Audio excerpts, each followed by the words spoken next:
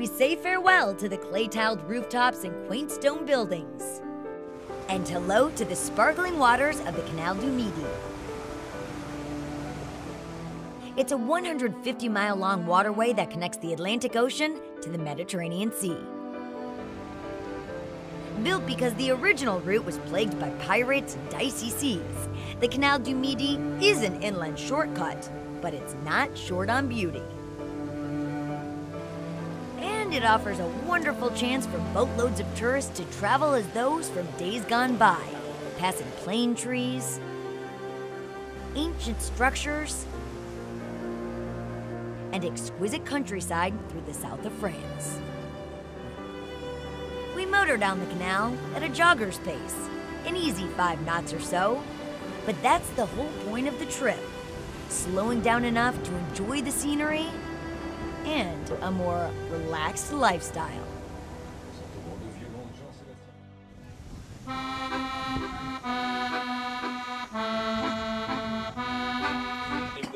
Stopping for a bite of cheese washed down by a bit of wine isn't an option on the Canal du Midi, it's a way of life. As is exploring the sights along the way. Dating back to about 3500 BC, Carcassonne is one of the most interesting stops along our path. Seemingly straight out of a fairy tale, Carcassonne's fortified city was restored in the 19th century, and it's famous as a World Heritage Site. But it may be most appreciated for its scenery at night. We explore the lower town, perusing its main drag, lined with shops, cafes, and opportunities to chat with locals, even if the conversation gets lost in translation. No, Inglés. Anglais.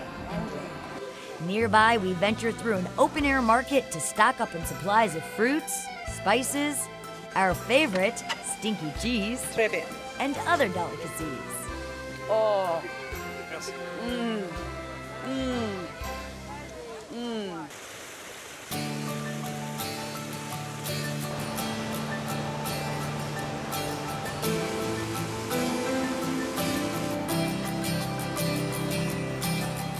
Not too tough to navigate, Driving the boat's so easy a baby can do it. but we don't recommend it. Our vessels are built like Mack trucks and full of fenders for our protection and everyone else's. They're essentially floating bumper cars, and we're thankful for it when we tackle the snug confines of the locks.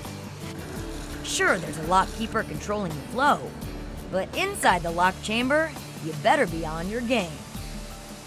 Built in the late 17th century, the Canal du Midi is an engineering masterpiece with 91 locks remarkably crafted to move you through the lock and onto your next destination. Inside the lock, there are plenty of distractions. Lock keepers' houses accessorized uniquely, feet a bit quirky with handcrafted, humorous art, or outfitted in nature's best. But what you really need to focus on is getting through the lock safely. Here's how it works. Once inside the lock's chamber, wrap your long lines around the shore's cleats. You don't want to drift away, because if you drift away, you'll hit other boats, and these locks are very tight and very congested. And I don't like other people yelling at me or swearing at me in different languages. Once the lock's gate is shut, let out more line as the water starts lowering. Some solid advice? Watch your footing. You always want to stay on the boat and not in the water.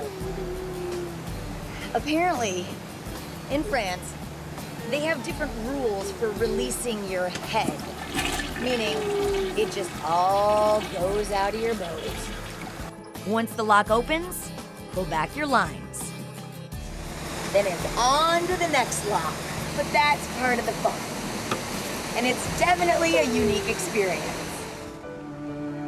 Touted as Europe's oldest waterway, cruising on the picturesque Canal du Midi is a boating holiday that you and your entire crew won't soon forget.